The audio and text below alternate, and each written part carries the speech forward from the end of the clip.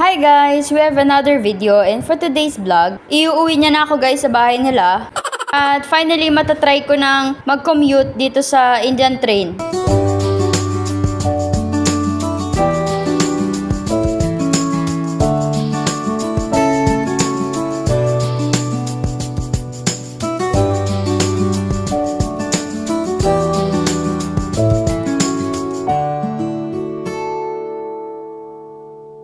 So, from Noida kami or dito sa malapit sa capital, going to their house or town which is Patna. So, we started our day by checking out from our hotel and then pumunta na kami kila Didi para magpalipas ng maghapon. And nag-request lang ako ng isda for lunch. Binigyan naman nila ako and then maya-maya hinatid na nila kami papunta doon sa train station.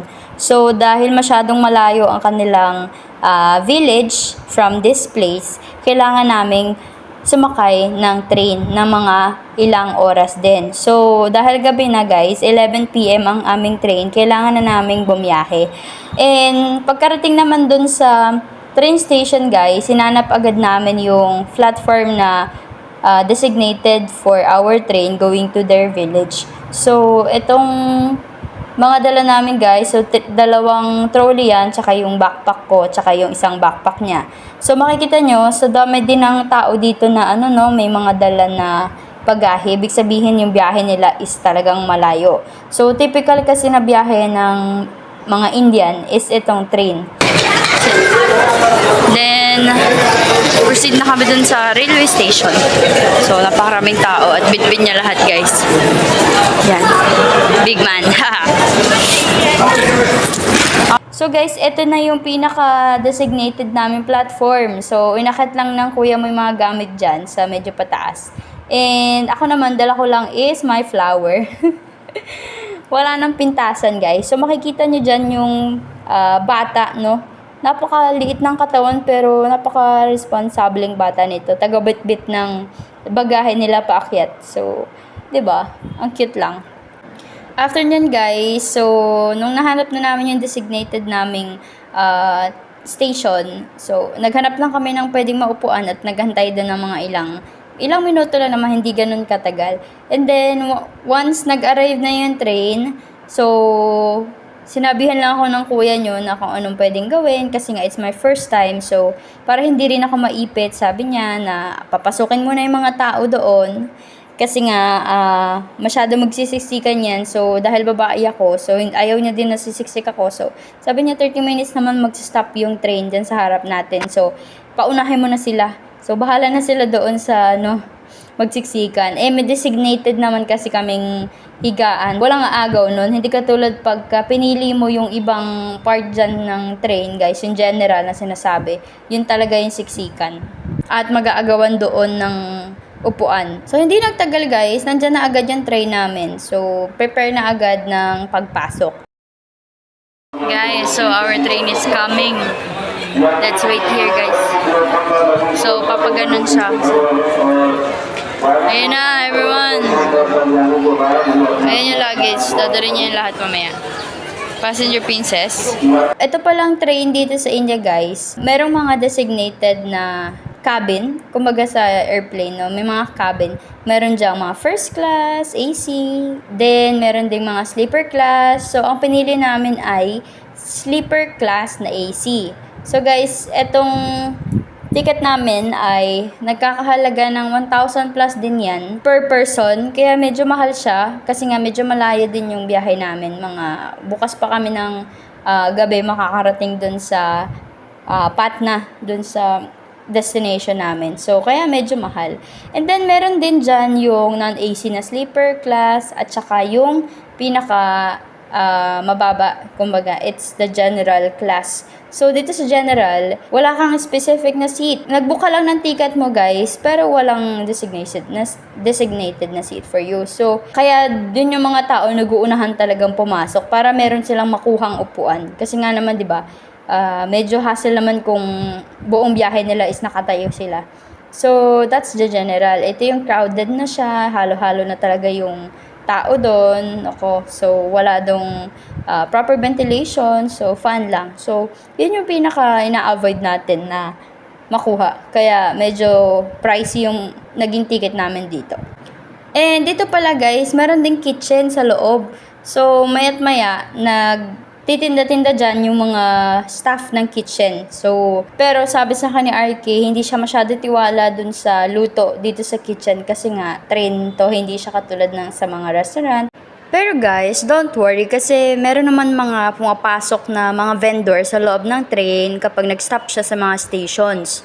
So parang Philippines din, merong mga pumapasok na nagbebenta ng mani dun sa bus. 'Di ba ganun tayo pag meron tayong mga stopover do sa long ride natin. And sabi ng kuya nyo, meron din daw application dito kung saan pwede kang umorder online. Then, they will prepare your food at marireceive mo siya sa next station. So, sabi ko sa kanya, paano kung pwede maging delay yung train? So, paano yun? Sabi naman niya sa akin, meron naman silang access doon sa train namin. So, matatrack nila kung nasan kami o saan nila i-deliver yung food na in-order. By the way, habang umaandar yung train, kukwento ko lang din yung way namin na pag-book ng train na to. So, actually, male and female yung binook namin. So, expectedly, 2 bed sana yung meron kami. But, we paid the same price, 1,300 per person, pero isa lang yung available na seat para sa amin. So, kahit anong gawin naming waiting, wala talaga. Kasi nga, crowded tong station na to, kung saan kami nag-catch ng train. So, punong-puno talaga siya, guys. So, willing naman kami magbayad, or bayad nga actually, pero wala talagang available. So, maghahati lang kami sa bed ng kuya niyong mamaya. Sa baba. Set up lang ang mga bed. Sige. Yan. Dito sa hallway, ganyan po ang itsura. May saksakan doon. Yan. Tapos kami may saksakan. Sakit. Big window. They are setting up everything. Tumutulong ang kuya mo. This time guys, medyo chillax na kami dyan ng kuya nyo kasi nga na-set up na namin yung bag namin. Ayan, so waiting na lang kami na umandar to para makapagpahinga na din. Kasi medyo gabi na yan guys. So binigyan lang kami ng 2 unan tsaka kumot. So mag-share lang kami later. And then kinakamusta niya ako kung kamusta naman ang experience ko dito sa Indian train nila. So sabi ko, titignan ko muna yung CR para ma-judge ko talaga. And then agad-agad naman ako nag-check ng CR. Yan talaga ang titignan natin kung malinis, no? Ito yung basihan natin. So, actually, may mga libag-libag lang din, no? Dun sa sahig, pero okay naman. So, yan, na-curious lang ako dun sa sa flash nila. Natawa nga si RK niyan.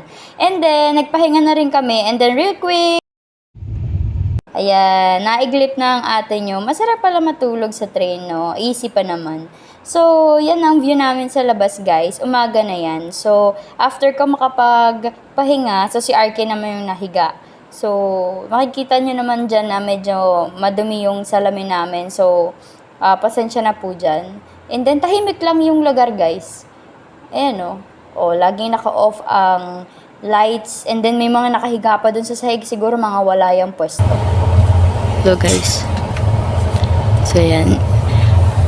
Currently, 5:46. Why? Huh? I'm not looking good and you are making me It always looks good. You always say you're born handsome. What's this now?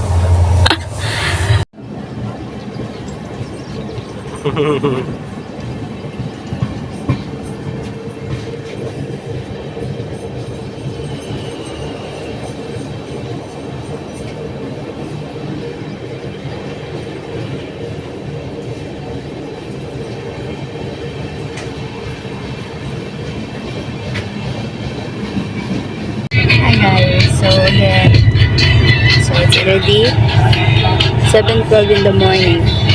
So maandar pa rin yung train. Waiting kami for the next station to try kung bumaba. Para lang i-check kung ano meron doon. So kakainom lang namin ng chai. So ito yung tsaa nila dito na coffee na doon. Sabi ni RK, ito daw na mga sleeping bed dapat 8 a.m. required silang itaas na yan. Para yung mga nasa baba, itong nasa baba, si tatay, ano yan, iuupuan na ng mga pasahero. So, required yun. Lahat, pag 8, gising na. So, they still have more than 40 minutes. So, kanina guys, may dumating na TT or mga ticketing staff ng train para i-check kung kami ba ay nasa proper seat. So, inas nila yung pangalan ko, then sino yung kasama ko, si RK nga. Ganito siya guys, kapag ang binook mo na ticket ay upper class. So, kagaya naman sa sleeper class. So, one by one, every morning yon chine-check nila yon. And kapag naman ikaw ay nag-book ng general class, yun na yung mga hindi na masyado pinapansin ng mga ticketing staff. Kasi nga, crowded na yon, kaya doon nakakasingit yung mga student or mga ordinaryong tao na walang pamasahe.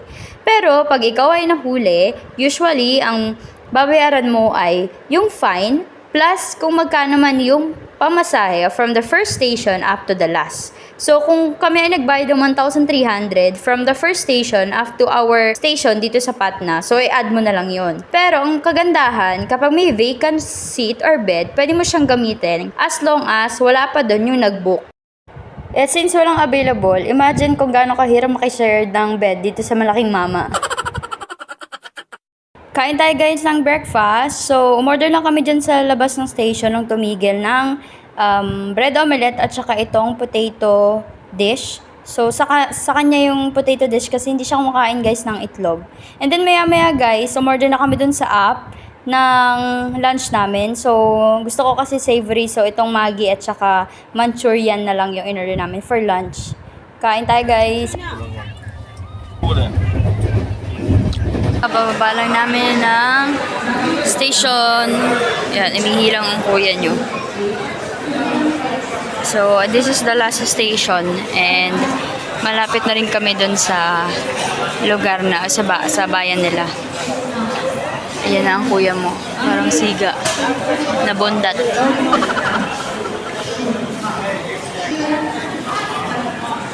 Take a video of me. Huh? Take a video of me. Oh.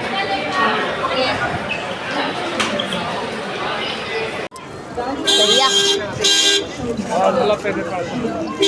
Baya. Where are we going?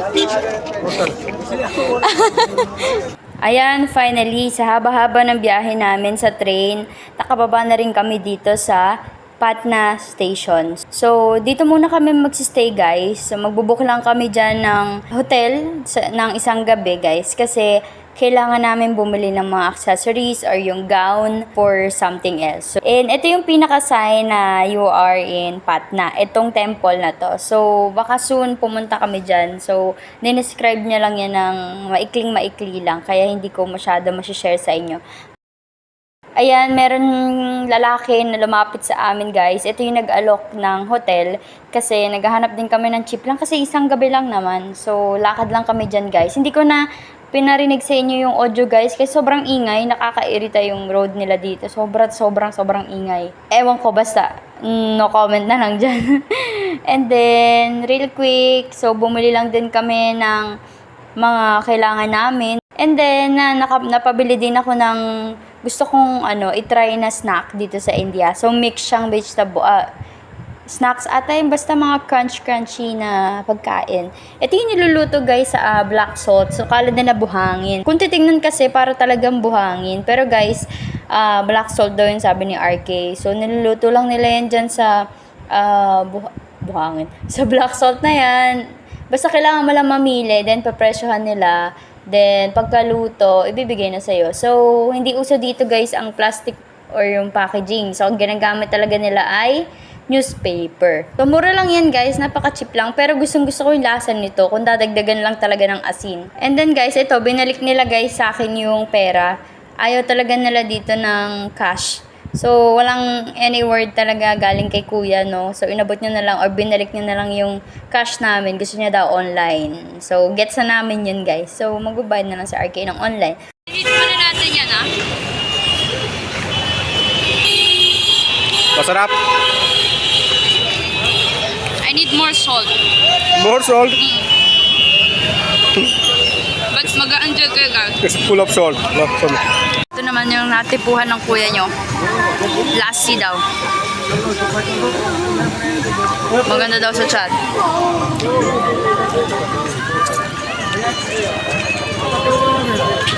Let's see.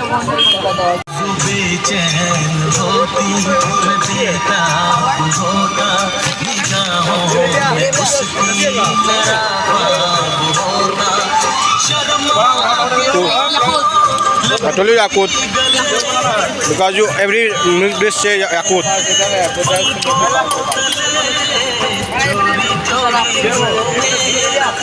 Good. Part.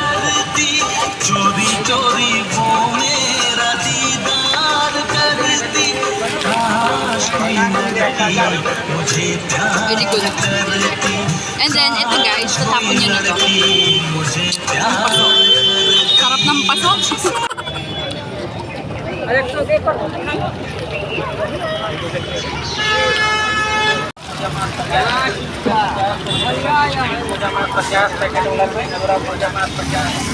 Ay, tuwak lang guys. Ice cream. Ang cute. Dahil pwedeng bilhin guys, kaya lang baka sumukan siya ko. For the hanap lang kami dyan ng butika para bumili ng gamot dahil hindi pa ako nadjejebs. Pero kain ulit, syempre. And that's end of our vlog guys. Thank you for watching. See you on the next vlog.